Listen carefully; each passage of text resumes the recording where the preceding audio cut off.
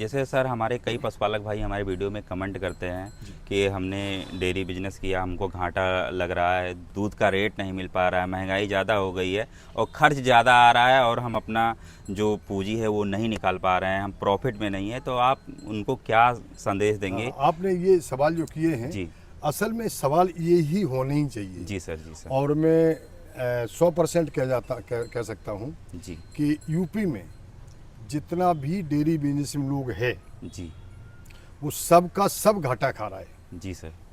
वही घाटा नहीं खा रहा है जो बेईमानी कर रहा है। जी जी जी बेईमानी का मतलब इधर उधर का दूध ले लिया, दूध मिलावट कर दिया और कुछ कर दिया, जी उसमें अपनी जादूगरी जो करता है वो लोग घाटा नहीं खाता। बाकी रियल बिजनेस करने वाला दूध का है जी सर।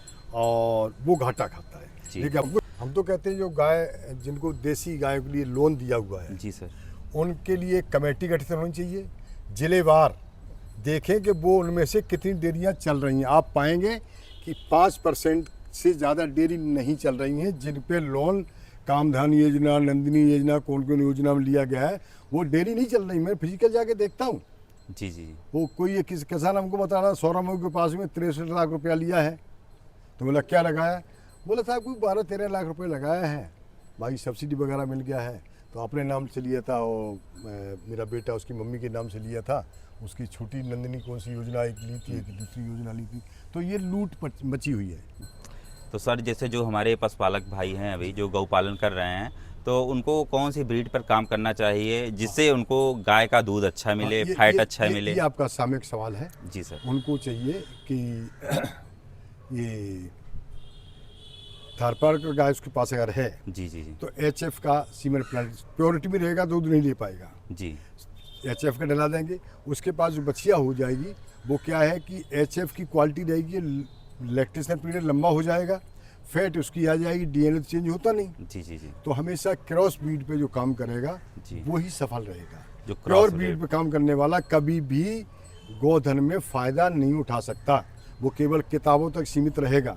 पशुपालक मित्रों नमस्कार, आपका हमारे चैनल फार्मिंग सेक्टर में बहुत बहुत स्वागत है। दोस्तों आज मैं आया हूँ लखनऊ के एक ऐसी डेयरी फार्म पर जो कि 8 सालों से गौ सेवा कर रहे हैं। और चलिए हम जानते हैं कि इनके यहाँ पर कौन कौन सी ब्रीड पर काम कर रहे हैं और कौन सी ब्रीड क्या दूध देती है और उनमें क्या क्या बीमारियाँ आती हैं, और डेयरी बिजनेस एक प्रॉफिट वाला बिजनेस है या नहीं। इस टाइम हमारे जो डेयरी फार्मर है उनको दूध का सही रेट मिल पा रहा है कि नहीं, इन सभी बातों की पूरी जानकारी आपको हमारे इस वीडियो में मिलेगी। तो दोस्तों इस वीडियो को लास्ट तक ज़रूर देखिए, और आप हमारे चैनल पर नए हैं तो प्लीज़ मेरे चैनल को सब्सक्राइब कर लीजिए। तो चलिए आपको मिलवाते हैं इस फार्म के ओनर से और पूरी जानकारी लेते हैं। सर जी नमस्कार। जी नमस्कार। सर जी आपका बहुत बहुत स्वागत है हमारे यूट्यूब चैनल पर। तो सर जी आप हमारे दर्शकों को एक अपना छोटा सा परिचय दे दीजिए पहले। मैं अपना परिचय देना चाहूँगा। मैं राजवीर सिंह यादव और रिटायर्ड पुलिस अफसर हूँ। जी सर। जो गौपालन का शुरू से हमको सर्विस के दौरान भी, सर्विस से पहले भी एक लगाव रहा है गायों के प्रति, और मैं उस जगह से आता हूँ जहाँ गायों की बड़ी कदर होती है। जी इटावा का रहने वाला हूँ जी और रिटायरमेंट से 7-8 साल हो गए हैं। जी। तब से 5-7 गायें रखता हूँ नियमित रूप से, जी सर। और ब्रीडिंग पे काम करता हूँ। ब्रीडिंग पर काम करते हैं।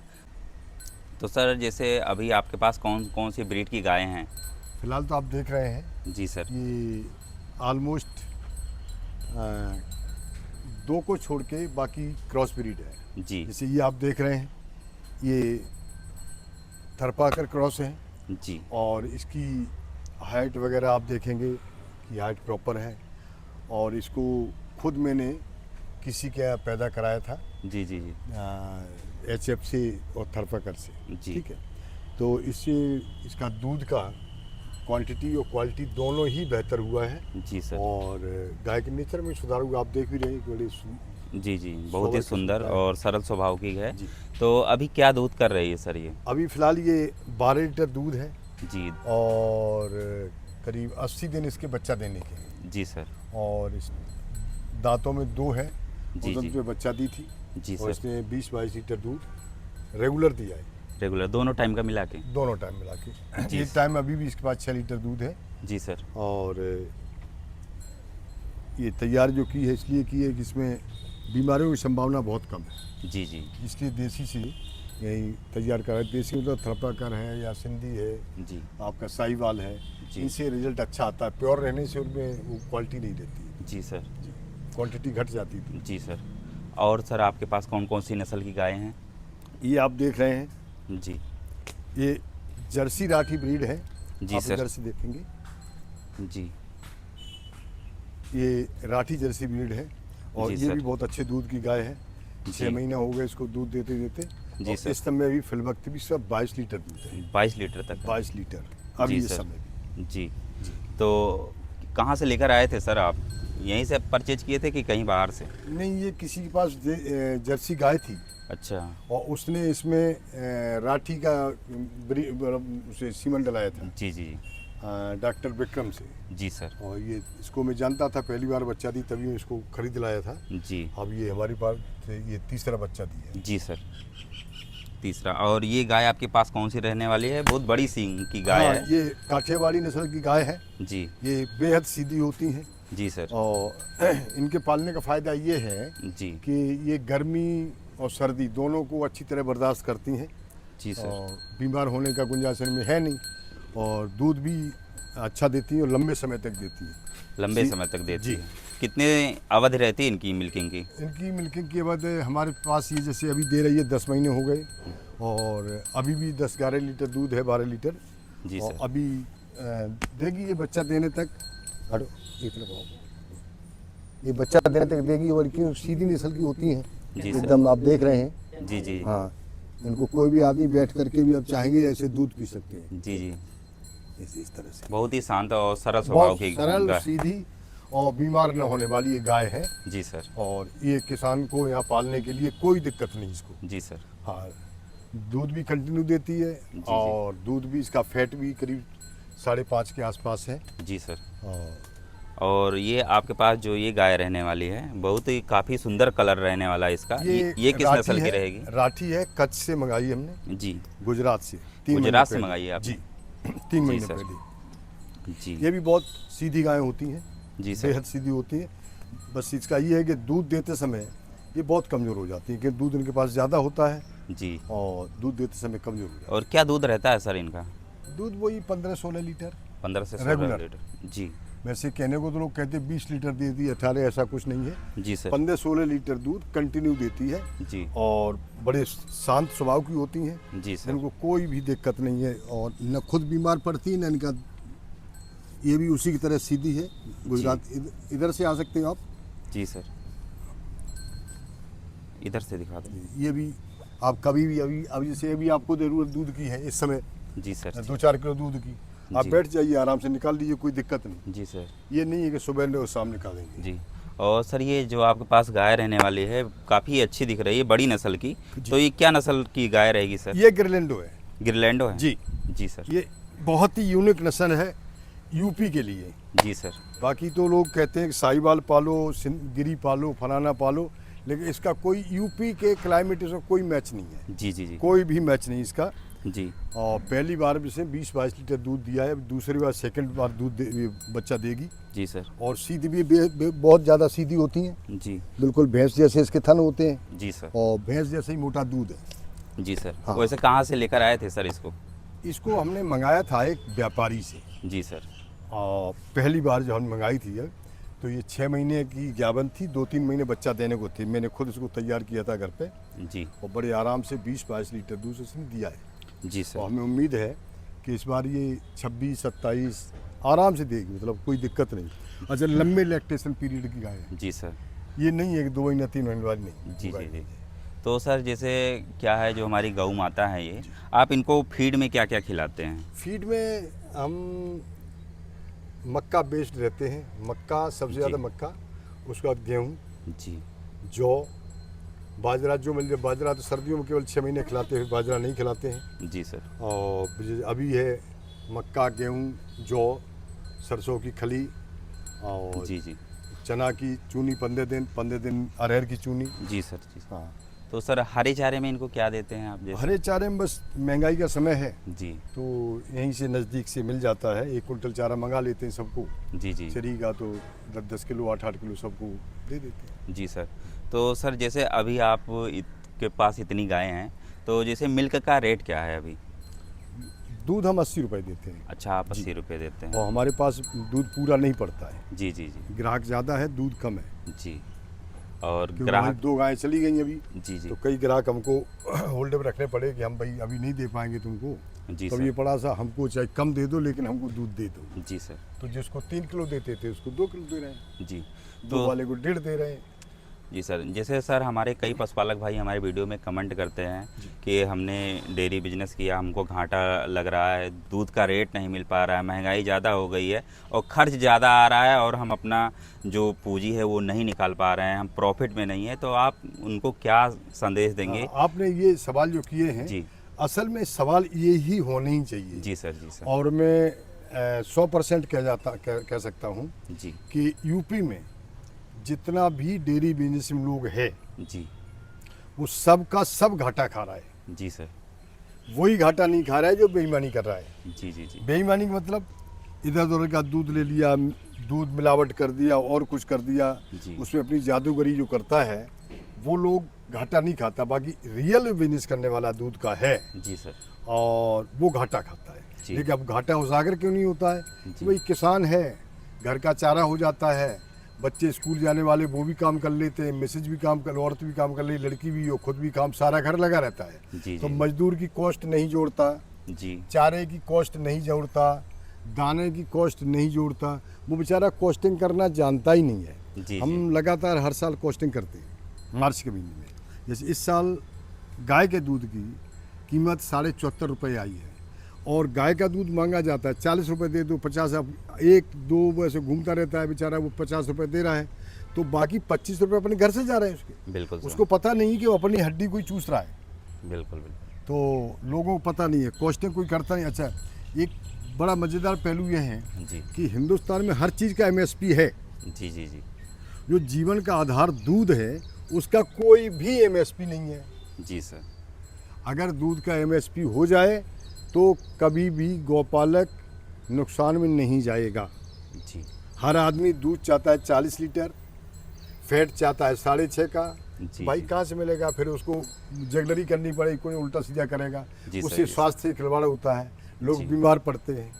तो आपके जो सवाल हैं अगर एक एक करके पूछेंगे तो अच्छा जवाब दे सकेंगे। जी सर जी, ये बताइए कि हमारे जो पशुपालक भाई हैं, जो गौ पालक हैं, उनको सबसे ज़्यादा नुकसान क्यों हो रहा है डेयरी बिजनेस में? हाँ, सबसे ज़्यादा नुकसान इसलिए है, पहले तो आपको अभी बता रहे थे जी जी कि वो अपने दूध की कॉस्टिंग ही नहीं करता। जी सर, जैसे सपोज एक किसान है, उसके बाद 4 बीघा 6 बीघा खेती है, जी 2-3 बच्चे हैं, नॉर्मल ये होते हैं, 2 होते हैं, 3 होते हैं, 4 भी किसी किसान को होते हैं। अब कोई 5वीं पढ़ रहा है, कोई 8वीं पढ़ रहा है, कोई 10वीं पढ़ रहा है, तो शहर में लोग जो है अपने बच्चों को पढ़ाता है, ट्यूशन कराता है, कोचिंग कराता है। ये बेचारा क्या करता है कि बच्चों से एक्स्ट्रा टाइम जो बचता है ना जी जी उसमें काम लेता है। जी सर, तो मान लो 3-4 बच्चे 1-1 घंटा काम किया तो एक लेबर का हो गया 600 रुपये। ये कहाँ गए उसको पता नहीं है। 500-600 का बच्चों का काम कराया, जी जी उसका लॉस हुआ, उसके बाद न बच्चे पढ़ पाते हैं न बच्चे साफ सुथरे रह पाते हैं। जी जी अच्छा, उसके घर में जो औरतें हैं उससे भी घंटे 2 घंटे काम लेता है, भाई मैं जा रहा हूँ, तुम दूध निकाल ले, तुम ये कर लेना। जी सर, तो जी ये जो फ्री का विदाउट एडिंग एनी कॉस्ट जी वो जो इस पर लोड करता अपने ऊपर, इससे उसका सबसे बड़ा नुकसान होता है। जी सर, क्योंकि वो थॉरोली उस पर डिपेंड नहीं है अपनी मेहनत पर और गाय पे, वो दूसरे धंधे से भी कर लेता है। कारण क्या है, उसकी हालत भी ख़राब रहती है जी, और दूध तो बेचता ही है, 40 रुपये 60 रुपये जो उसका बच जाता है। जी और सर। बेईमान भी कहलाता है कि बहुत बड़ा बेईमान है, ये मिलावट करता है, जी, ये करता जी, है। जो गलती खुद हम करते हैं, जी सर, उसको पैसा उचित नहीं दे रहे हैं, जी। लेकिन चोर उल्टा वो गौपालक है। जी जी, उचित उनको रेट मिलेगा तो वो भी आपको सही क्वालिटी का दूध हाँ, देंगे। रेट उचित मिलेगा, यानी 80 रुपये से नीचे जी अगर कोई आदमी दूध देता है गाय का, जी जी आप निश्चित मानिए कि वो दूध टॉक्सिस से भरा हुआ है, वो दूध फालतू जो चीज़ें हैं जी जी नॉन ईडिबल उनसे भरा हुआ है। सुनते पेपर में देखते ना, डिटर्जेंट दूध बना लिया, सोयाबीन के फल वो कहना ये बीज से दूध बनाते हैं। जी जी। और एक लिक्विड आता है कहीं कहीं, ये NCR में देखते हैं, दिल्ली अभी की जल्दी तरफ में न्यूज में आया था। बोतल, 100 ग्राम की बोतल से 50 लीटर दूध तैयार करते हैं। जी सर, हाँ, उसमें गरम करते पानी में क्या क्या, वो तो भाई बेहतर वो लोग जानते हैं। पानी गरम करके वो पाउडर डाल के, लिक्विड डाल के और पाम ऑयल डाल के बिल्कुल दूध बना देते हैं उसको। न कोई मशीन पकड़ती, न कोई पकड़ता, न गवर्नमेंट पकड़ पाती है। जी जी जी और गवर्नमेंट पकड़े क्योंकि जो मिल्क इंस्पेक्टर वो ऑलरेडी बिके हुए होते हैं। जी सर। जी जी, तो दूध 80 रुपये से नीचे हो नहीं सकता जी किसी सर। भी कंडीशन में। 80 से नीचे दूध जो पी रहा है वो क्लियर है कि वो स्लो पॉइजन पी रहा है, दूध नहीं पी रहा है। जी सर। हाँ, दूध की आपको बता दें, आप बहुत हमने देखे हैं लोग कि हम तो सामने निकलवा के लाते हैं। जी जी जी तो आप सामने दूध निकलवाया, इसका मतलब दूध शुद्ध नहीं है। जी आपको दूध की शुद्धता देखनी है, मापनी है, तो देखना पड़ेगा कि गाय का इनटेक क्या है, क्या उसको खिलाया जा रहा है, उसका फीडिंग क्या है। जी जी ऐसे लोग भी हैं, बहुतायत है, जी गद्दियों में, गोसियों में या दूध का जो काम करते हैं, जो हर दिन 100 ग्राम यूरिया जो खेत में डालने वाली गाय जी, को जी। खिलाते हैं। फैट बढ़ाने के लिए। नहीं, उससे दूध बढ़ता है, उसका हड्डी निचुड़ के सब चली जाती है, जी। दोबारा कंसीव नहीं करती है, ज्ञावन होने के चांस नहीं रहते। रोड पे ढीली जो चल रही हैं, जी, जी। ये इसी का कमाल है। जी, यूरिया का कमाल। यूरिया का, वो दूध तो देती है। जी। अच्छा, फिर यूरिया मिक्स उनका फीड है, या ज़्यादा चारा पैदा करने यूरिया खेत में ज़्यादा दे दिया। जी अब सर। बाजार में तो यूरिया ही पकड़ता है जी और क्वालिटी उसकी ख़त्म हो जाती है। जी सर। रिजल्ट ये होता है कि कोई किडनी पेशेंट होता है, कोई स्टोन पेशेंट होता है, कि लीवर पे इतना बीमारी लगती है। आज 90% बीमारियां हिंदुस्तान में ड्यू टू अल्टर्ड मिल्क हैं। जी सर। जी ये सर। बिल्कुल गांठ बांध लीजिए। जी हाँ, और ये है, दूध का कॉस्ट नहीं मिलेगा तो शुद्ध दूध दे नहीं पाएगा। जी सर।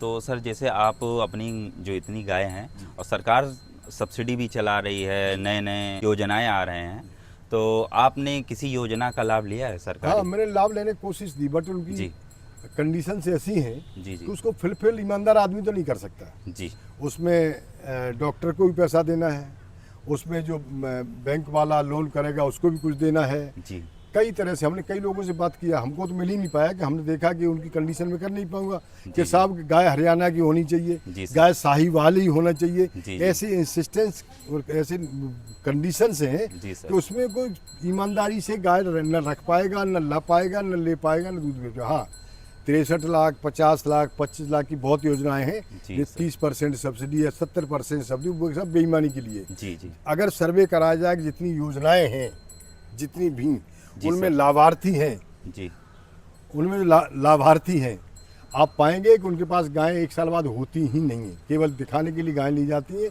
पेपर पे, और उनके पास न कोई गाय होती है।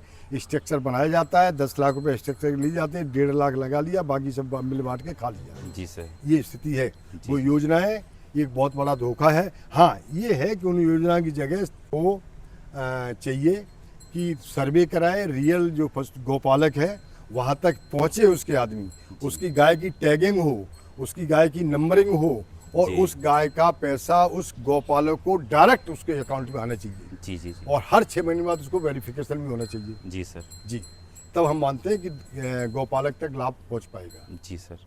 तो सर जी, जैसे आप अपने पशुओं का बीमा कराया है कि नहीं? हाँ, बीमा हमने कराया। जी, तो जैसे बीमा का क्या प्रोसेस रहता है? बीमा एक करके आया था, वो लोग गवर्नमेंट योजना है कर देते, हमने 300-300 रुपये उसे दे दिए थे। जी जी उसके बाद न वो आया, न मेरी गाय कोई डैमेज हुई। जी उनमें से 6 गाय कराया था, 4 गाय हमारी चली गई हैं। जी 2 सर। रह गई बीमा वाली, उसके टैग लगा हुआ है। जी जी तो सर, वो सामने लगा, एक उधर है। जी सर, तो सर जैसे जो हमारे नए युवा साथी हैं और वो इस लाइन में आना चाहते हैं, डेयरी फार्मिंग में या पशुपालन में, तो आप उनको क्या मैसेज देंगे कि उनको इस काम में आना चाहिए? क्या प्रॉफिट है कि लॉस है उन? देखिए, इसमें आदमी जो वास्तव में काम करना चाहता है वो ही आए। जी। पैसा कमाने वाला आदमी आएगा जी तो समाज को और प्रांत को और देश को धोखा ही देगा। जी जी हाँ, पैसा इसमें नहीं है, पैसा क्योंकि रेट उसको मिलना नहीं दूध का। जी जब सर। रेट उसको 50 रुपये, 40 रुपये, या डेयरी वाले जो लूट करते हैं, जो डेयरी चलाते हैं जी कि साहब 29 रुपये ले रहे हैं, 28 रुपये ले रहे हैं, 32 रुपये ले रहे हैं,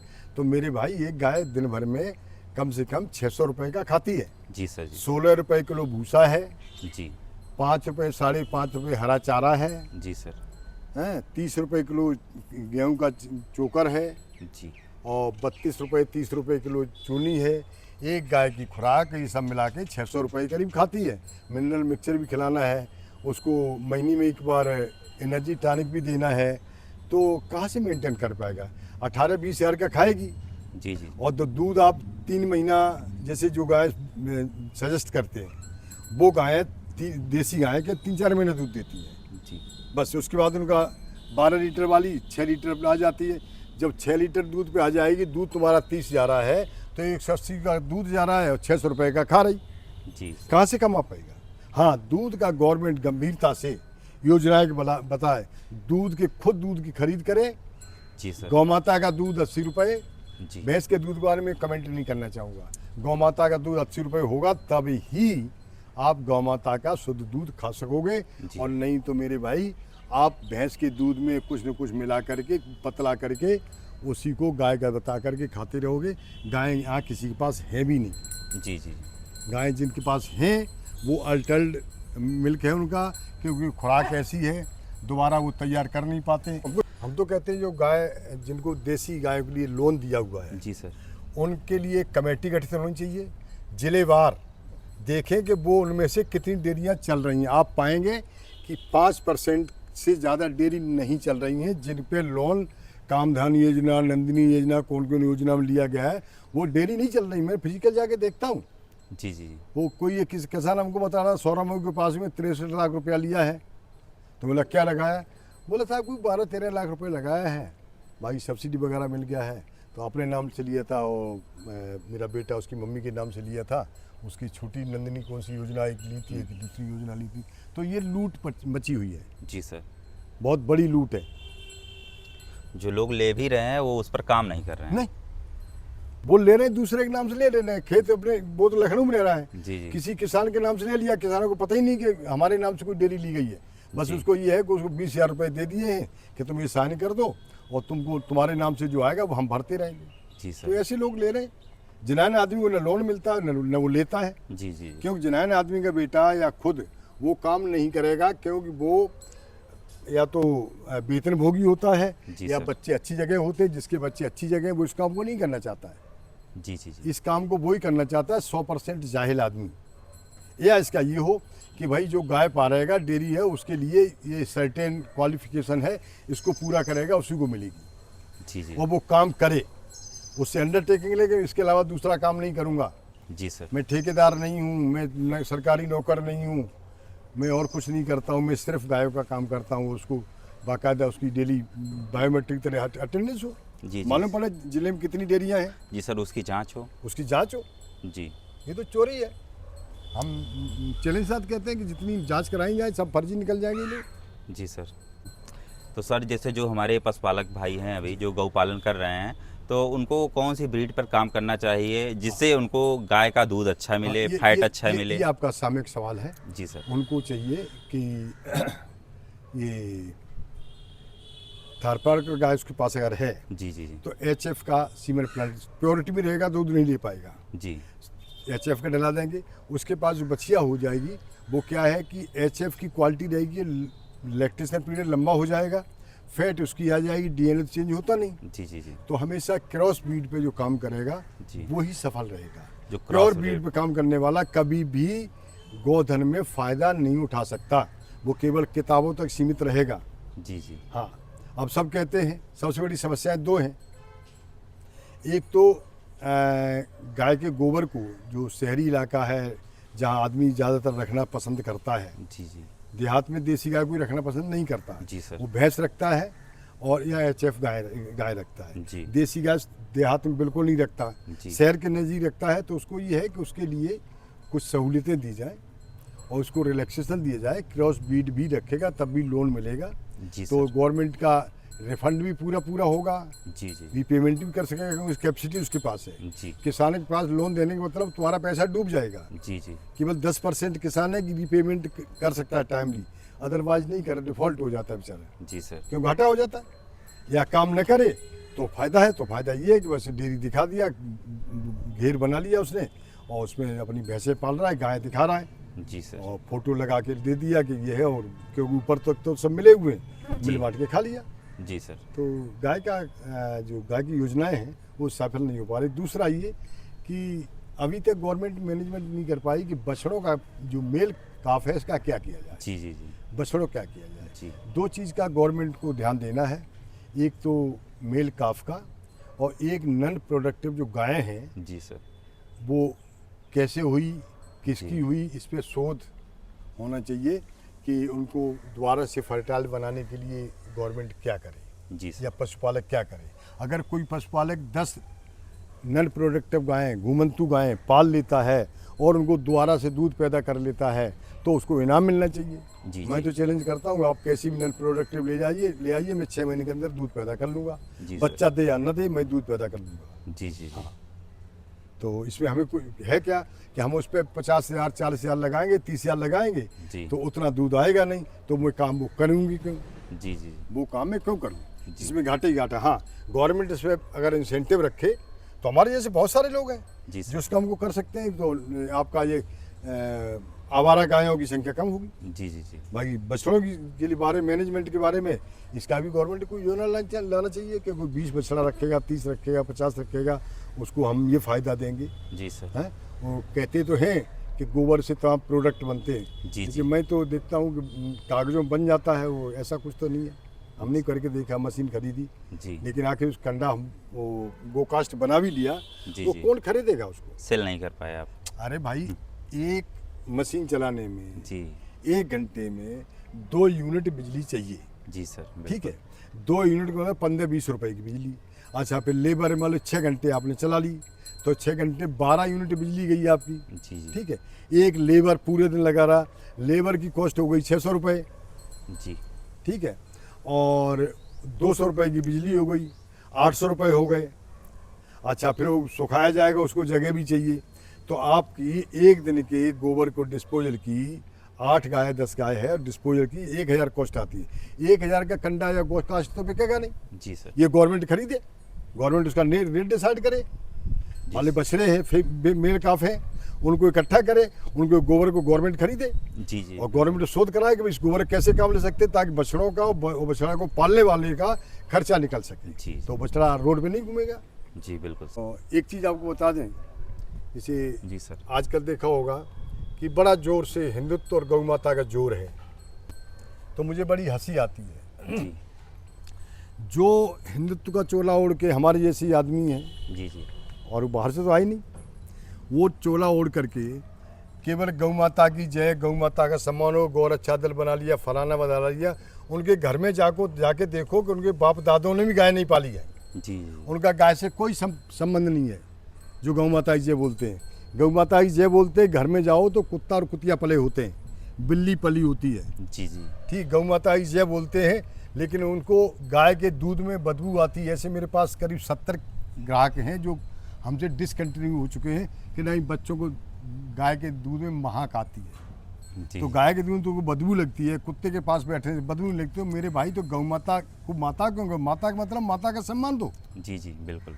उसके किसी चीज़ की घृणा मत करो।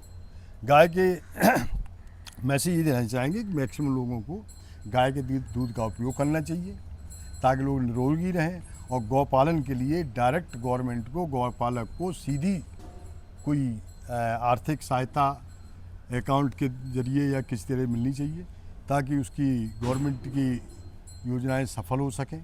अदरवाइज़ योजना कोई मतलब नहीं है।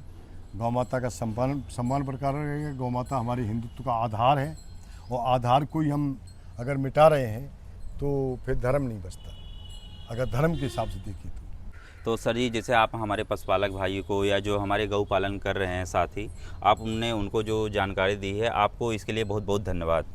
Thank you.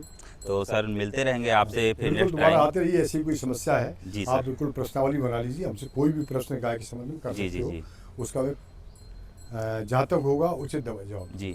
तो हमारे जो पशुपालक भाई या जो साथी हमारे इस वीडियो को देख रहे हैं, तो आपको जो भी क्वेश्चन करना हो, आप हमारे कमेंट बॉक्स में जाके अपने प्रश्न पूछ सकते हैं और आपके सारे सवालों का जवाब हम आपको नेक्स्ट वीडियो में देंगे।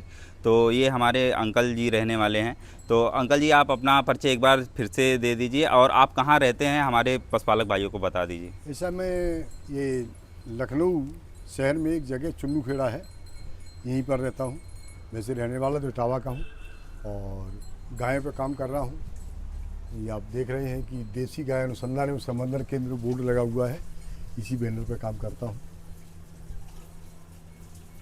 जी और सर। किसी तरह कोई सवाल है किसी का तो बिल्कुल बेझिझक कभी पूछ सकता है। जी सर। हाँ, यथासंभव उसको उचित जवाब दिया जाएगा। सर जो जैसे हमारे कुछ युवा साथी हैं जो हमको मैसेज करते रहते हैं कि हमको गौ पालन में आना या हमको डेयरी फार्मिंग करनी है और हमको जानकारी चाहिए कि हमको कौन कौन सी ब्रीड पे काम करें, गाय की नस्ल क्या होती है, दूध कैसे होती है और बीमारियों से संबंधित बहुत सारे सवाल उनके मन में रहते हैं, तो वो क्या कहते हैं आना चाहते हैं आपके पास। हाँ बिल्कुल, टोटल सॉल्यूशन उनको हम देंगे। जी उनको ब्रीड का चुनाव कैसे करना है, फीडिंग कैसे देनी है, जी सर। और मार्केटिंग का तरीका उनको अपनाना पड़ेगा, जी जी बिजनेस को कैसे बढ़ाना, ये सब बता दें। जी। तो सर वो यहाँ पर आके आपसे संपर्क कर सकते हैं? आगे संपर्क कर सकते हैं, टेलीफोन में हमारा आप दे सकते हैं, टेलीफोन में बात कर सकते हैं वो लोग। जी जी। तो जो भी पशुपालक भाइयों या हमारे युवा साथी हैं वो इस लाइन में आना चाहते हैं, डेयरी फार्मिंग या गौ सेवा में, तो आप ये दिए हुए नंबर पर संपर्क करिए और इस वीडियो को ज़्यादा से ज़्यादा पशुपालक भाइयों के पास या जो हमारे युवा साथी हैं उनके पास शेयर करिए। दोस्तों अगर आपको हमारी ये वीडियो पसंद आई हो और आप चाहते हैं कि देश के हर डेयरी किसान की असली आवाज़ लोगों तक पहुँचे, तो वीडियो को लाइक करें और अपने दोस्तों के साथ शेयर करें। और आप हमारे चैनल पर नए हैं तो प्लीज़ मेरे चैनल को सब्सक्राइब ज़रूर करें। आपकी एक सब्सक्राइब हमारे लिए बहुत बड़ा हौसला है। तो दोस्तों मिलते हैं अगली वीडियो में एक नई डेयरी, नई कहानी और नई सीख के साथ। तब तक के लिए बहुत बहुत धन्यवाद। जय जवान जय किसान।